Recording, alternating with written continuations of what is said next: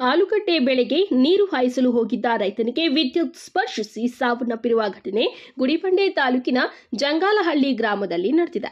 ಇತ್ತೀಚೆಗೆ ತಾಲೂಕಿನಲ್ಲಿ ವಿದ್ಯುತ್ ಸಮಸ್ಯೆ ಎದುರಾಗಿದ್ದು ರಾತ್ರಿ ವೇಳೆ ಮಾತ್ರ ವಿದ್ಯುತ್ ಸರಬರಾಜು ಮಾಡಲಾಗುತ್ತಿದೆ. ಇನ್ನು ಕೃಷ್ಣಪ್ಪ ಎಂಬ ರೈತನಿಗೆ 1 ಎಕರೆ ಜಮೀನು ಇದ್ದು ಆಲೂಗಡ್ಡೆ ಬೆಳೆಯನ್ನ ಇಟ್ಟಿದ್ರು. ಸೋಮವಾರ ರಾತ್ರಿ ವಿದ್ಯುತ್ ಬಂದಾಗ ಜಮೀನಿಗೆ ನೀರು ಹಾಯಿಸಲು ಹೋಗಿ ವಾಪಸ್ಸು ಬಂದಿರಲಿಲ್ಲ. ಇನ್ನು ಮಂಗಳವಾರ ಬೆಳಗ್ಗೆ ಕುಟುಂಬಸ್ಥರು ಅನುಮಾನ ಬಂದು ಜಮೀನಿನ ಬಳಿ ಹೋಗಿ ನೋಡಿದಾಗ ಕೃಷ್ಣಪ್ಪ ವಿದ್ಯುತ್ ತಂತಿಯ ಮೇಲೆ ಬಿದ್ದು ಸಾವನ್ನಪ್ಪಿರುವುದು ಕಂಡುಬಂದಿದೆ. ಈ ಬಗ್ಗೆ ಗುಡಿಬಂಡೆ ಪೊಲೀಸರಿಗೆ ಮಾಹಿತಿ ನೀಡಿದ್ದಾರೆ.